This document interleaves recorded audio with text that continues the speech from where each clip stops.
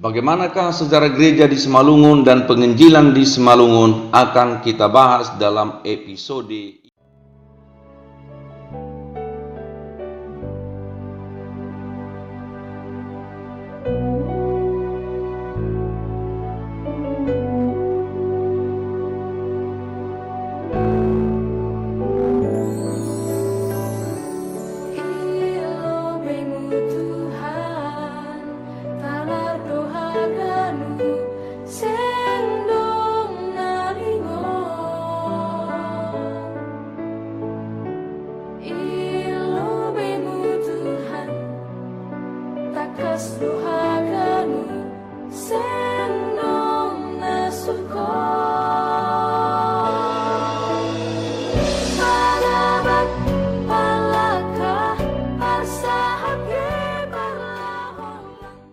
Gereja Protestan Simalungun atau GKPS merupakan salah satu gereja yang berlatar belakang kesukuan, yaitu Batak Simalungun. Injil masuk ke tanah Simalungun pada 2 September 1903 oleh seorang, yaitu Pendeta Augustus. Selain Augustus, nama-nama jendering lainnya adalah G.K. Simon, Henry Guillaume, Edward Muller, dan Karl Gabriel. Beberapa tahun sejak penginjilan masuk ke tanah Simalungun, ada memberikan dirinya untuk dibaptis, yaitu J. Wismar, yang juga menjadi pendeta pertama dari tanah Simalungun. Lambatnya perkembangan Injil di tanah Simalungun disebabkan karena pemberitaan Injil tidak dilakukan menggunakan bahasa Simalungun, melainkan bahasa Toba. Perkembangan Islam yang telah terlebih dahulu mempengaruhi orang Simalungun juga menjadi faktor lain penghambat Injil di tanah Simalungun. Selain itu, faktor lainnya adalah kurangnya perhatian para jendeling terhadap orang-orang di Simalungun. Kurangnya perhatian para jendeling terhadap orang-orang Simalungun membuat Jaurin Saragi dan Pendeta J. Wismar Saragi mengambil inisiatif untuk memenangkan orang Simalungun menggunakan orang Simalungun dan bahasa Simalungun. Jaurin Saragi dan Pendeta J. Wismar Saragi membentuk organisasi-organisasi untuk memperkenalkan Injil kepada orang Simalungun, di antaranya Komite Nara Marpoda, Kongsi Laita, dan Perguruan Saksini Kristus. Kurangnya perhatian HKBP dan Batak Mission memunculkan inisiatif dari orang-orang Simalungun untuk memisahkan diri dari HKBP. HKBP memberikan distrik khusus untuk orang-orang Simalungun dan menunjuk Pendeta J. Wismar Saragi memimpin distrik itu. Distrik itu kemudian diberi nama HKBPS, Huria Kristen Batak Protestan Simalungun. Perbedaan budaya dan bahasa semakin memperkuat niat orang-orang Simalungun untuk memandirikan dirinya dari HKBP. Akhirnya, pada tanggal 1 September 1963, HKBPS memandirikan dirinya dan berganti nama menjadi GKPS. Masuknya para jendeling dari barat ke tanah Simalungun tentu tidak dapat menghindari adanya benturan budaya yang dibawakan oleh para jendeling dengan budaya asli Simalungun. Charles H. Kraft berpendapat bahwa melakukan penginjilan berarti suatu usaha untuk menerjemahkan Injil dari satu budaya ke budaya lain. Hal ini dilakukan untuk memudahkan pendengar Injil memahaminya. Ada 3 unsur penting di dalam pekabaran Injil, yaitu Injil, penginjil, dan pendengar Injil.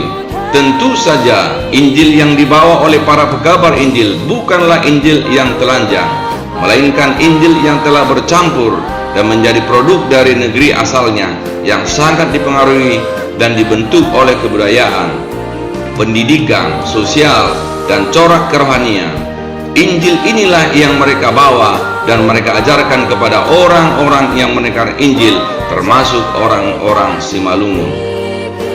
Perbedaan budaya antara budaya para jendeling dan budaya orang Simalungun mengakibatkan benturan budaya yang cukup keras. orang-orang suku asli Simalungun yang sudah percaya terhadap Injil yang dibawakan oleh para jendeling harus meninggalkan cara hidupnya yang lama dan memulai hidup baru. Namun tidak semua harus berubah. Ada beberapa unsur yang masih tetap dipertahankan oleh orang-orang Kristen di tanah Simalungun. Hal inilah yang memperlihatkan adanya warna Simalungun di kekristenan yang dipercayanya oleh orang Simalungun. Salah satunya adalah Ahab Simalungun atau pandangan hidup orang Simalungun. Damanik mencatatkan bahwa bagi orang Simalungun, hal yang paling penting di dalam kehidupan ini adalah keharmonisan dan keseimbangan hidup, bukan kekayaan atau kehormatan. Kegagalan para jendeling dalam melihat perbedaan budaya Simalungun dan Toba juga berpengaruh di dalam penginjilan mereka, termasuk dalam hal bahasa.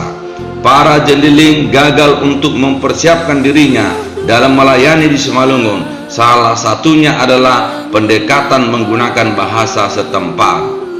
Hal berbeda ditunjukkan oleh Augustus dan G.K. Simon. Mereka memanfaatkan masa persiapan penginjilan ke Simalungun untuk belajar bahasa Simalungun di Tigaras. Para jendeling juga gagal dalam membaca sikap dan sifat orang Simalungun. Ketika para jendeling tiba di tanah Simalungun, mereka menyadari bahwa akan amat sulit untuk memenangkan suku ini, karena suku ini sangat ketat menjalankan adat dan tradisi serta ritual keagamaan yang telah lama mereka percayai. Para jendeling melihat bahwa orang-orang Simalungun hidup di dalam ketakutan. Ketakutan ketika mereka tidak menjalankan adat dan istiadat mereka. Roh nenek moyang mereka akan marah. Dengan demikian, mereka menyimpulkan bahwa perayaan ritual dan penyembahan roh-roh dilakukan berdasarkan rasa takut.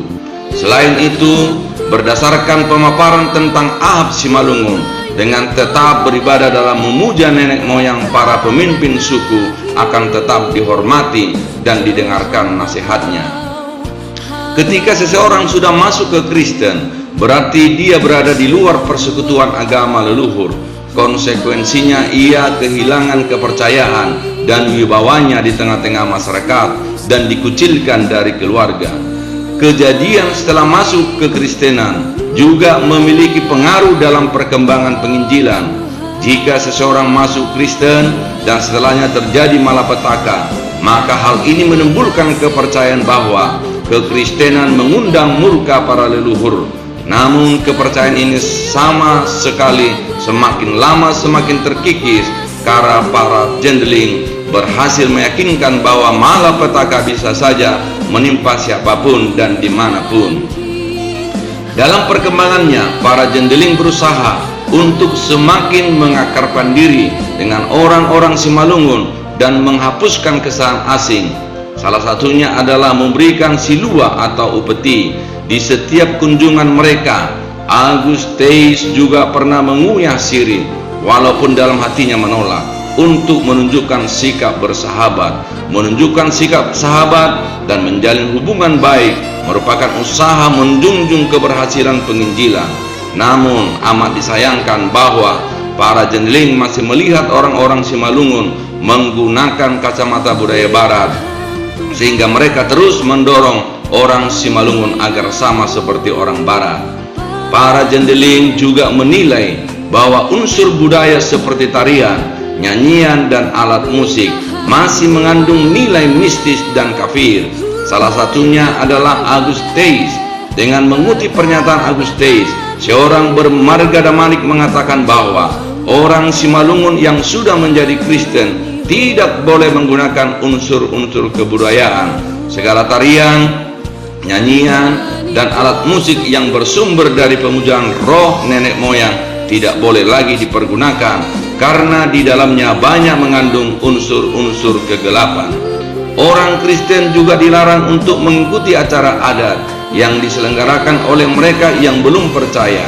Namun lambat laun, para jendeling semakin memahami dan semakin menyelami kehidupan orang-orang Simalungun dan memberikan tempat bagi kebudayaan, untuk mewarnai kekristenan orang Simalungun, sehingga kekristenan Simalungun memiliki identitas Simalungun.